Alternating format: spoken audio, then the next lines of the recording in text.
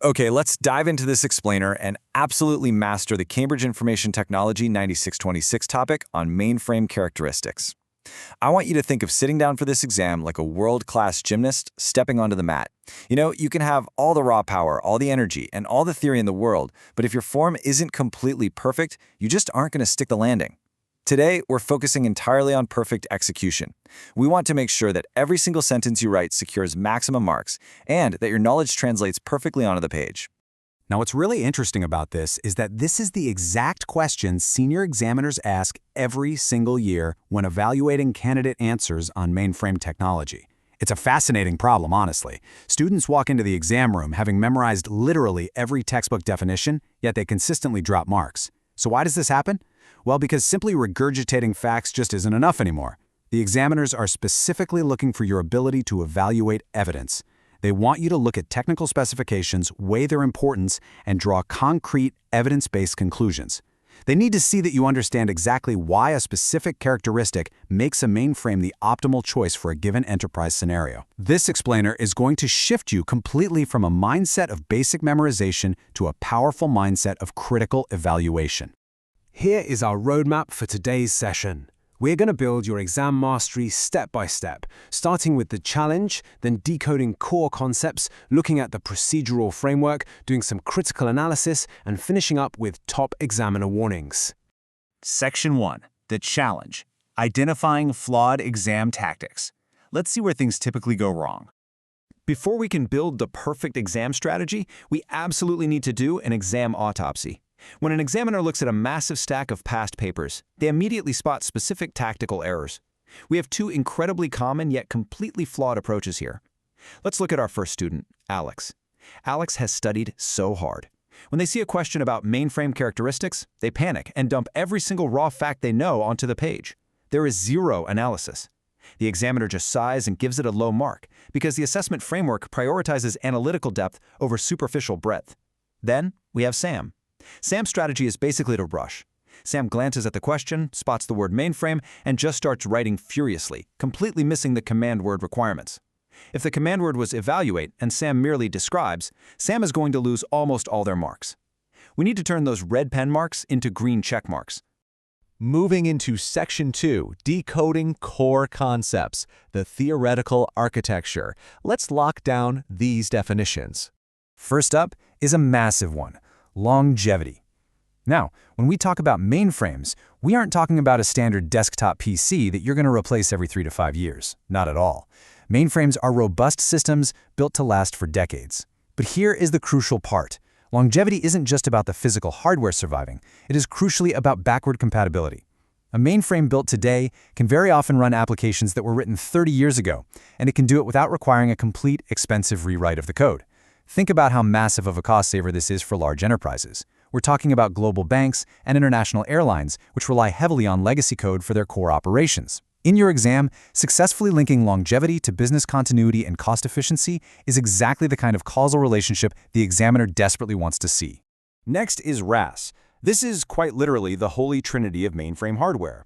RAS stands for reliability, availability, and serviceability. Let's break that down because it's absolutely crucial. Reliability means the system is intelligently designed to catch and correct its own errors before they ever cause a system crash. It operates flawlessly even under the heaviest workloads. Availability means constant, unwavering uptime. These systems are designed to be online 99.999% of the time. That's critical for something like a global financial network where 1 minute of downtime costs millions. And finally, serviceability. This means that if a physical component does actually fail, it can be hot swapped. That means a technician can physically replace a faulty part while the machine is still actively running without taking the whole system offline. If you get a scenario in your exam about a 24/7 global e-commerce platform, RAS is absolutely the core concept you must analyze. So, moving on to security. The really crucial point here is that mainframe security isn't just a quick add-on. It's not a piece of basic antivirus software you install as an afterthought. It is a foundational architecture. Mainframes are designed literally from the silicon up to protect enterprise-level data. They use highly advanced techniques like logical partition isolation. This essentially means that even if one virtual server on the mainframe is somehow compromised, the threat cannot easily bridge across to infect the other partitions. They also feature integrated cryptographic hardware that can encrypt massive streams of data in real time, completely without slowing down the system's performance. When you are analyzing security in an exam context, you absolutely have to highlight how this hardware-level integration provides a zero-trust environment that standard off-the-shelf servers just struggle to match. Let's move to MIPS, which stands for Million Instructions Per Second. This is a very traditional, established metric used to measure the computational speed of a processor, particularly in how incredibly fast it can execute basic integer instructions. In the enterprise mainframe world, MIPS is very often used to gauge how many concurrent, high-volume transactions the system can successfully handle. I want you to think of thousands of ATM withdrawals or credit card swipes, all happening simultaneously across the globe. It's a precise measure of sheer throughput capacity for serious commercial workloads. And finally, we have flops, or floating point operations per second. Now, while MIPS deals with those basic integer instructions, flops measures the system's ability to handle incredibly complex mathematical calculations involving fractional numbers. You are going to see flops referenced when the exam scenario involves intense scientific research, complex weather forecasting, or deep financial modeling algorithms. Rounding out these characteristics ensures you have the exact precise terminology examiners are looking for. Knowing exactly when to evaluate a system based on MIPS for transaction processing versus using flops for scientific computation completely demonstrates that deep evaluative thinking the grading rubric demands. Before we continue with this strategy reveal, subscribe to our YouTube channel, Ace the Exams, at acetheexams_IGCSE to excel in your Cambridge examinations. Click that subscribe button and hit the bell icon right now. All right, Section 3, the procedural framework. This is all about executing the perfect answer. Now that we have the theory firmly locked into our brains, let's look at the coach's playbook. Top-scoring candidates constantly use the Peel framework. This is the absolute gold standard for structuring logical, reasoned arguments in Cambridge exams. Peel stands for point, evidence, explanation, and link. Let's break it down so you can use it perfectly. First, you state your point.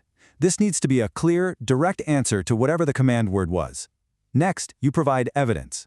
This is where you bring in specific data from the prompt or precise terminology we just learned, like RAS or MIPS. Third is the explanation. Here's where you demonstrate your analytical depth by explaining exactly how or why your evidence supports your point. Finally, the link. You tie your paragraph directly back to the specific business scenario or context provided in the question. Using Peel completely cures Alex's wall of text problem. It forces you to be structured. So let's build a standardized sequence you can actually replicate under exam pressure. Follow these 4 exact steps during your exam to systematically process literally any mainframe question. Step 1. Deconstruct the question. What is the command word asking you to do? What is the specific context? Extract the relevant data right away. Step 2. Select your framework. If it's an evaluation or comparison question, mentally prep those Peel paragraphs. Step 3. Execute the analysis with extremely clear working, ensuring you are doing exactly what that command word asked for. Step 4. Verify your results. Did you use precise IT terminology? Did you explicitly link it back to the scenario? This 4-step execution is the ultimate secret to consistent top-tier performance. Stop scrolling. Subscribe to our YouTube channel Ace the Exams at acetheexams_IGCS to excel in your Cambridge examinations. We've helped thousands of students improve by 2 to 3 grade boundaries. Join them right now by subscribing to @acetheexams_IGCS and turn on all notifications so you never miss our weekly exam strategy sessions. Section 4, Critical Analysis. Let's dive right into this interactive examiner workshop. Okay, this is exactly where we bridge the gap between knowing the theory and actually executing it. In these exams, you will frequently be presented with complex technical tables, and your job is to draw conclusions incredibly rapidly. Imagine you have a mental 60 seconds to scan this data. Your data interpretation skills must quickly extract the relationships between RAS levels and performance metrics here. Mainframe A has a high RAS level, 85,000 MIPS, 10 teraflops, and focuses heavily on hardware isolation. But look at Mainframe B. It steps it up, ultra RAS, 110,000 MIPS, 12 teraflops, and a complete zero-trust focus. Now, if the question asks you to recommend a system for an international banking consortium that requires absolute continuous uptime, which do you choose and why? Listen, you can't just write Mainframe B is better. That gets you nothing. You have to point out that the Ultra RAS level explicitly guarantees continuous uptime, and the 110K MIPS provides vastly superior transaction throughput compared to Mainframe A's 85K. This is how you expertly interpret relationships. So the crucial point to remember here is that a true top-band comparative analysis demands you evaluate both similarities and differences, supporting each and every point with evidence from the table. If the command word is compare, you will literally lose half your marks if you only talk about the differences. You absolutely must note similarities too, like how both systems offer enterprise-grade teraflops. Furthermore, you must use comparative connectives. I'm talking about words like whereas, conversely, similarly, and in contrast. Saying something like Mainframe B offers superior transaction processing with 110K MIPS, whereas Mainframe A only provides 85K MIPS is a top-tier, perfectly formed answer that completely proves your analytical depth to the examiner. Section 5. Top Examiner Warnings. This is all about avoiding the red pen. Every single year, the principal examiner reports tell us exactly what frustrates them, giving us an exclusive look into their minds. For instance, this quote brilliantly illustrates that throwing absolutely every mainframe fact you know onto the page just won't work. Remember Alex from earlier? Alex read the word mainframe and frantically wrote down everything about longevity and MIPS without actually answering the specific question asked. The examiners are so tired of seeing this. They want you to take one or two highly relevant characteristics and deeply justify your decisions with clear evidence. Quality of thought absolutely always trumps the sheer quantity of memorized facts. Digging deeper, the principal examiner reports reveal these 3 top mistakes across the board. First, missing the proper format for answers. If a question specifically asks for a report and you write bullet points, you instantly lose marks. Second, forgetting to check presentation and terminology. Calling a system's capability fast speed instead of correctly referencing MIPS or flops shows a real lack of professional vocabulary. And third, writing answers that are not specific to the given context. If the exam scenario is about a weather forecasting agency, you have to link your points about flops directly back to processing meteorological data. Always verify your context before moving on. And guys, this is a massive examiner alert straight from the grading teams. Process matters just as much as the final answer. Always show you're working to secure method marks.